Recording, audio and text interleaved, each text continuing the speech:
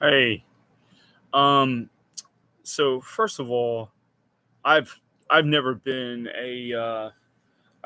a Republican. Even as a child, I was born in 1969, and I guess the first experience of politics I had was watching Richard Nixon, and I of course didn't really understand what was going on in terms of Watergate, and I remember he had the V sign, was getting on the plane and so forth. And then I remember Gerald Ford, Jimmy Carter, uh, and you know the list. Ronald Reagan, of course, George Herbert Walker Bush, Bill Clinton, uh, uh, George Bush Jr. W, and then Barack Obama, and then Bill Clinton. I said Bill Clinton. Um, then Bush Jr., Barack Obama, then of course Donald Trump, and now Joe Biden. So those have been the presidents of my life. Okay, so they're the Democratic Party in the 1970s definitely was sort of, my understanding was that they're Democrats and they serve the labor unions and they serve the working class people, right? And the Republicans are more for the rich, right? But there has been a shift, and if you read the work of the Princeton University political scientist Martin Gillens, he has a book called Affluence and Influence, where he actually studied uh, um, the the last what I think he went back to the 70s. He might have gone back to Lyndon Baines Johnson, the Great Society, and looked at this period that others have called neoliberalism, right? Where the Democrats, well, again, we know the Republicans serve. I mean, they're quite open about it. And they serve the top 1%. I think it's something like, isn't there like, I think Oxfam said there were 8 people who had more wealth than half of the human population. I think the top 1% in this country have more, what is it, 40% of the wealth? Something like that. But in other words, we sort of live in an oligarchy. And the sad news is that the Democrats have gone from serving the unions and the working class to serving the rich. And that's what Gillens has shown, that there's a disconnect between what the public wants and what the politicians do. And unfortunately, in both parties. So, in my humble opinion, I think the Democrats got us to Donald Trump, not Russia, not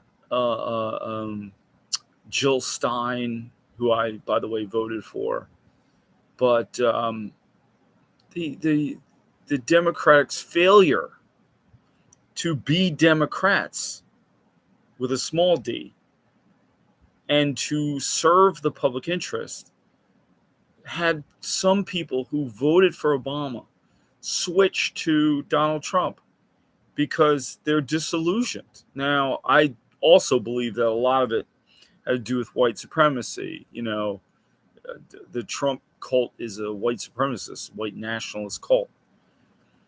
Um, but he used that least common denominator, that lowest, a dog whistle or what have you, to pit people against each other, so they really don't, you know, think about who's really robbing them blind.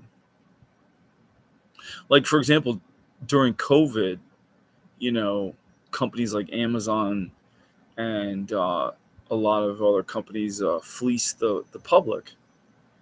And unfortunately, the Democrats play a role in all of this. I mean, there's the obscene behavior of Joe Manchin and also, what's her name? Uh, Cinema. I can't think of her first name. Anyway, you know who they are. Now, there are extreme cases, but, you know, all right, so let's go back. Like, I remember I always voted Democratic, right? I live in Philadelphia, which is I think 7-1 Democratic to Republican city. And I always voted for Democrats. I voted for Obama twice. I voted for Bill Clinton, even though I criticized him. And both of them actually deserve criticism. I voted for every Democratic president, or frankly politician, I ever could, since I've been able to vote. I I would never I would never vote for a Republican. There's never been a Republican I would ever vote for, and half of the Democrats I don't like either. And so there were so many presidential candidates who I thought the Democrats put up who were so lame, like Michael Dukakis, Walter Mondale, uh, even what's the guy who Bush beat, John Kerry, even Al Gore. I mean, none of these guys are exciting. And then Al Gore picked what's his name as a running mate. I mean, are you kidding me? Guy's half a Republican. I can't think of his name off the top of my head either. But anyway, and even Hillary Clinton with the mannequin poses, and oh yeah, I took $650,000 from Goldman Sachs per speech, but that doesn't affect me in any way. Right. You know, I mean, it's not even believable. She invested in private prisons right up until she ran her campaign. You know, I became excited about politics for the first time when Ralph Nader ran for president. Now, I know people blame Ralph Nader for Al Gore losing, which technically he didn't really lose at all. That election was stolen by Bush. But Ralph Nader was actually speaking to the public interest, unlike any politician I've ever heard. And there was a different quality to what he was saying because he was telling the truth. He's not beholden to the oligarchy. He's not beholden to the corporate power structure. In fact, calls them out. So that experience, I followed him. I went to Madison Square Garden. I went to DC to listen to him. He came here to Philadelphia, and I was excited. I've never cared about anybody's campaign before in my life. And what I learned, it was like a political science education outside of school, because they locked the man out of the debates. They deliberately kept him from being on the stage. Why? Because the Democratic and Republicans have an organization called ALEC, right? Which created the Commission on Presidential Debates. The debates used to be run by the League of Women Voters, which you think is a Democratic organization, so that had to go. So this corporate entity, ALEC, LEC, created this Commission on Presidential Debates. I think it started when Ross Perot, a really influenced the election between Bill Clinton and George Herbert Walker Bush. But it was also fascinating that, one, Nader was not allowed into the debates. He was not only not allowed into the debates themselves, he wasn't allowed in the audience.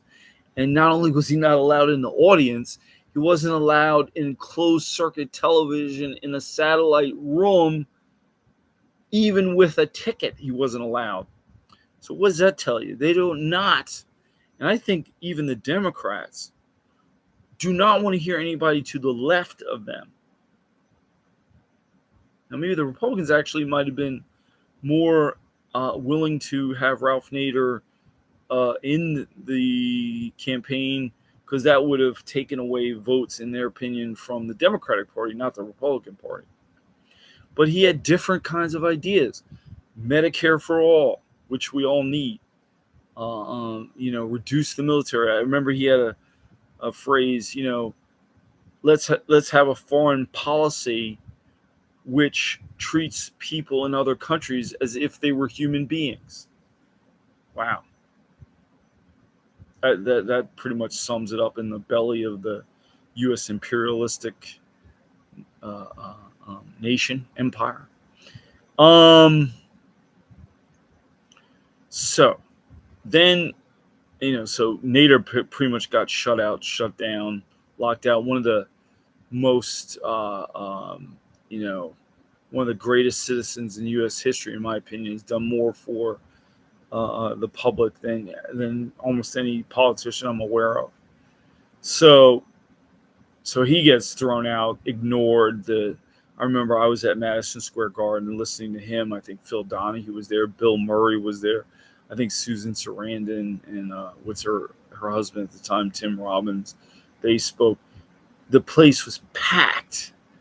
I'm talking about Madison Square Garden was packed to the rafters. The New York Times barely covered it. The media, the corporate news media, barely covered the whole thing. Locked out. Same thing with Jill Stein. Jill Stein, Harvard Medical School graduate. She had a wonderful platform. Okay, so she, was completely ignored by the media unless they wanted to bring her on to ridicule or show you how ridiculous she is. They talked about how she's against Wi-Fi, even though I don't believe she ever said anything like that. How she's against vaccine. Harvard Medical School graduate is against vaccination, right? I mean, it's just absurd. And then by focusing on those topics, it was kind of a way to deflect from what she actually was talking about. Jill Stein's for reparations. She's for total student debt cancellation, universal health coverage. We're one of the few countries on planet Earth who doesn't cover everybody. It would actually be cheaper to make sure everybody's covered. I mean, so you cannot have her articulating any of those ideas on television because, of course, if the public heard them, everybody would vote for Jill Stein, because the general public, I'm going to assert, is probably far to the left of any politicians. Half of the eligible voters in the United States don't even bother voting. Okay, that's a serious problem. Why? Are they lazy? No, they're not lazy. Maybe they don't like either party. Who said we have to vote for one of two corporate parties who are now both beholden to moneyed interests? Okay, Wall Street and also the corporations, the big pharma, the banks, whoever, the fossil fuel industry, the military industrial complex, you name it, the weapons makers, the Lockheed Martins, and all these people. They own our government. So no, in fact, did we ever really have a democracy? I mean, the United States was built on stolen land, practically wiped out the entire Native American population. Now they living on reservations or have all kinds of issues, however many are left. You just see the remnants of their civilization and the actual people. Then we had slavery. Okay.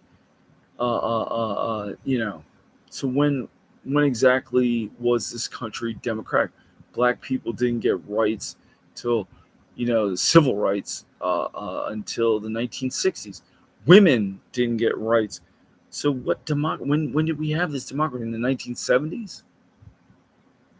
It's certainly not during the Reagan era. The Republicans have been hell bent on getting rid of the New Deal, getting rid of the Great Society, etc. The Democrats, in my opinion, sort of enable it. Look at our current president, Joe Biden. The only reason I believe Donald Trump didn't win a second election was because of COVID-19, and Donald Trump's uh, lunacy was actually exposed, just by the way he handled it. But unfortunately, people are going to forget that. Are they going to vote Democratic again after the Democrats, Joe Biden, Kamala Harris, don't do anything while they're in office? They might shift. And it's another thing, like this whole idea of shifting to the right, shifting to the right. The Democrats think that they have to almost be, I call it GOP light. Well, nobody wants GOP light. You're alienating the left, and you're alienating. Yeah, I mean, the right wing doesn't like you, even though the Democrats fallen all over the right wing. Liz Cheney is supposed to be some kind of noble, great human being because she stood up against Trump. Oh, give me a break. We need democracy. That's one of the imminent dangers to our society. We need, uh, the the whole idea that speech is money is speech has a problem. That corporations are eternal human beings. We have to somehow wrestle our government out of the hands of corporate power. Now, the United States was never intended to be a democracy, from what I understand. The founding fathers didn't really want a democracy. Most of them were slave owners anyway, but even beyond that, they didn't want a democracy. They thought, this country was designed by rich white males, and it seems to me that it's been a struggle ever since the founding to try to expand the um, the project, the American project, the the wealth, spread the wealth, really. So yeah, it looks like we basically have an oligarchy, not a democracy, and we have to somehow. I don't expect the leaders, quote unquote, to do anything about it. Most of them are. They just want power and they want to be in charge. They're not going to fundamentally change the deep structure of our society.